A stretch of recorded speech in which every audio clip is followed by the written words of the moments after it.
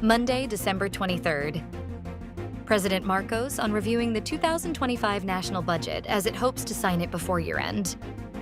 Presidential Communications Office Secretary Cesar Chavez said that the printed copy of the spending measure was only received late Friday afternoon. President Marcos Jr. hopes to act on the measure before the year ends. Chavez also said that President Marcos Jr. confers with the Executive Secretary, the Economic Cluster, and the Secretary of Public Works and Highways while reviewing the proposed national budget for next year. The signing of the proposed 6.352 trillion pesos 2025 national budget was postponed to give way to a review led by the President. It was supposed to be signed on December 20th. However, Bersamin announced 2 days prior the enactment of the budget was rescheduled to a later date. Rainy weather is likely on Christmas Eve and Christmas Day over parts of Luzon and Visayas. The Philippine Atmospheric, Geophysical, and Astronomical Services Administration on Monday, December 23rd, said that the rainy weather is expected to affect parts of Luzon and the Visayas on Christmas Eve and Christmas Day, December 24th and 25th.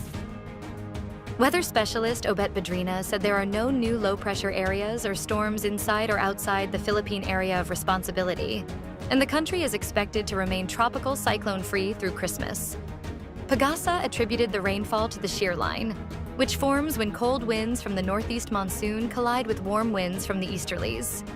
The weather system is expected to bring moderate to intense rainfall over parts of Luzon and the Visayas. Government expects an extra of 300 billion pesos from passive income tax by 2030. President Marcos's chief economic manager stated that he expects an additional 300 billion pesos to be injected into the government's treasury over the next 5 years, following the planned revision of existing passive income tax law. Department of Finance Secretary Ralph Recto, during an informal press chat over the weekend, told reporters that the government is increasing its revenues by amending existing tax measures, one of which is the proposed Passive Income and Financial Intermediary Taxation Act, which Recto expects to lead to revenue loss if it's focused only on the harmonization of taxes. No leaves for Bureau of Immigration frontline personnel in airports and seaports this holiday season. Frontline personnel of the Bureau of Immigration, such as those deployed at the country's airports and seaports, were not allowed to go on leave this holiday season. Immigration Commissioner Joel Anthony Viado, on Sunday, December 22nd, said that he had issued a directive that frontline immigration personnel are disallowed to go on leave from December 15th to January 15th. He explained that the ban will assure the public that the Bureau of Immigration will be at full force during the holiday season. He also said that he had instructed terminal heads that all counters are fully manned, and to encourage arriving travelers to utilize the e-gates to cut down processing time. Phivolcs reports that offshore quakes in Ilocos Sur decrease after peak on December 19th to 20th. The series of offshore earthquakes in Ilocos Sur has significantly decreased following a peak on December 19th to 20th, said the Philippine Institute of Volcanology and Seismology on Sunday, December 22nd. Phivolcs said it began monitoring a series of earthquakes in the Manila Trench offshore of Santa Catalina, Ilocos Sur, on December 17th. Since then, the frequency of tremors has decreased over the past 2 days. Pope Francis calls for a ceasefire on all fronts in his prayer ahead of Christmas.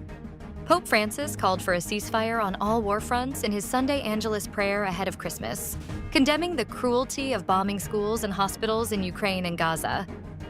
Pope Francis, on Saturday, December 21st, also criticized Israel's actions in Gaza and said that his envoy had been unable to enter the territory because of Israeli bombing. Donald Trump threatens to try to take back the Panama Canal.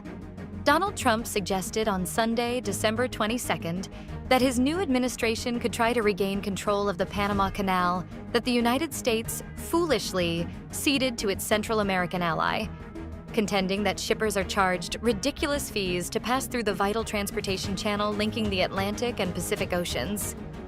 The Republican president-elect's comment came during his first major rally since winning the White House on November 5th. He also basked in his return to power as a large audience of conservatives cheered along. It was a display of party unity at odds with the just-concluded budget fight on Capitol Hill, where some GOP lawmakers openly defied their leaders' demands. Stay updated with the latest news. Visit our website at www.mb.com.ph or follow us on social media.